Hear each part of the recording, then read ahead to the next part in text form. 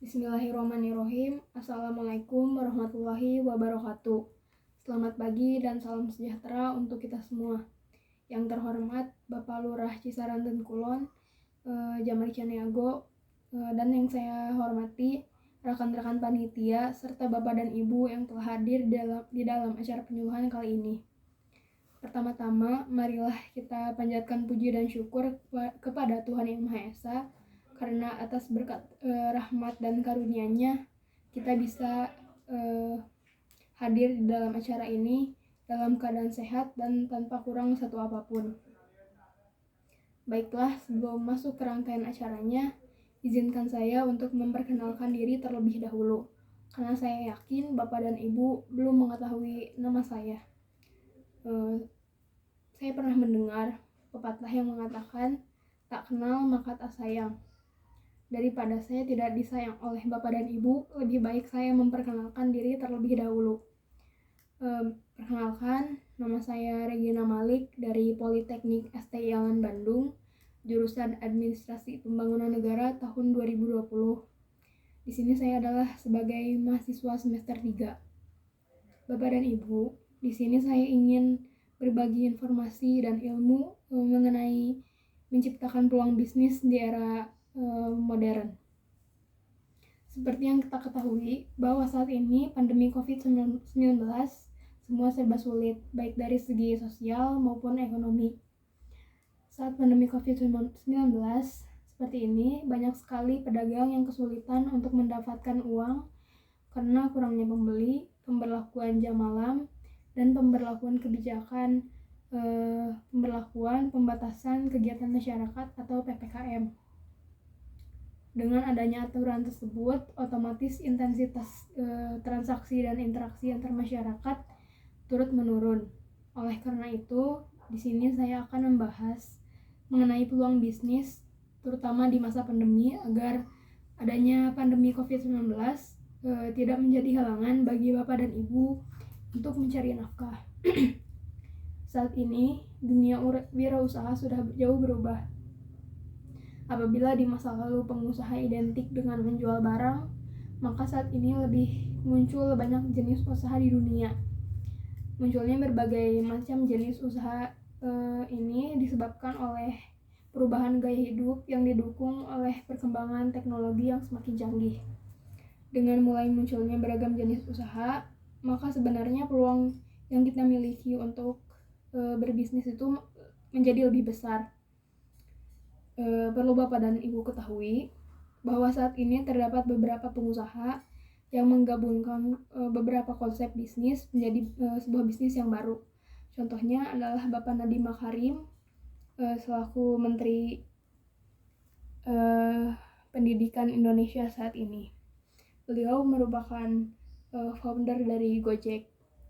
Bermula dari rasa kasihan Bapak Nadiem Makarim terhadap ojek tongkrongan yang sulit mendapatkan penumpang karena penumpang itu tidak bisa datang langsung ke pangkalan ojek.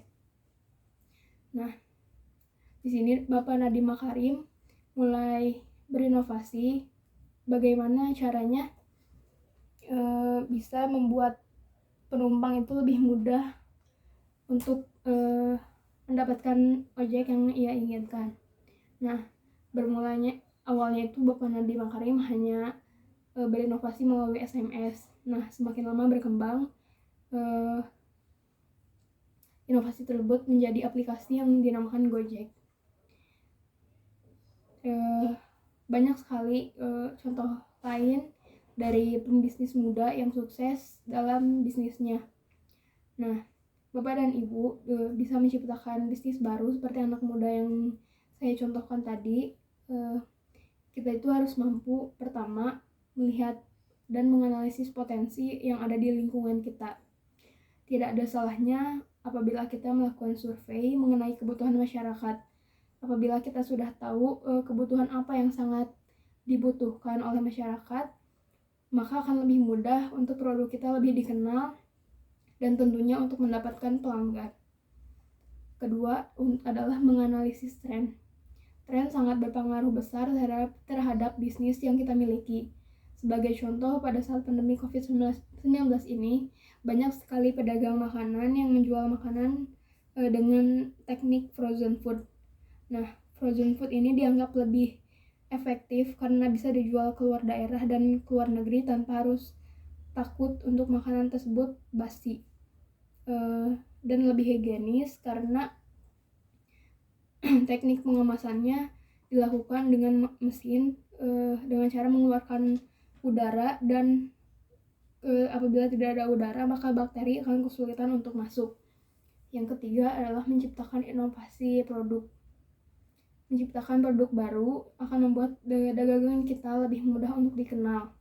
Produk yang dibuat hanya jenis itu-itu saja akan membuat pelanggan bosan. Seperti contoh, misalnya kita adalah penjual pisang. Nah, sebenarnya sudah banyak penjual pisang yang menjual hanya buahnya saja. Nah, di sini kita tuh perlu melakukan inovasi bagaimana produk pisang tersebut menjadi lebih memiliki nilai jual. Seperti kita bisa membuat selai pisang, kerupuk pisang, pisang nugget, dan lain-lain. Ketiga hal tersebut harus Bapak dan Ibu lakukan untuk menciptakan peluang di era modern, terutama di masa pandemi seperti ini.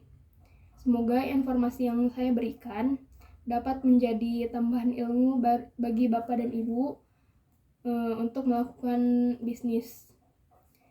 Saya harap Bapak dan Ibu bisa menciptakan peluang tersebut menjadi sebuah bisnis yang bisa diandalkan, terutama di masa pandemi COVID-19 ini. Sekian dari saya, mohon maaf apabila ada kesalahan. Terima kasih atas kehadirannya. Wassalamualaikum warahmatullahi wabarakatuh.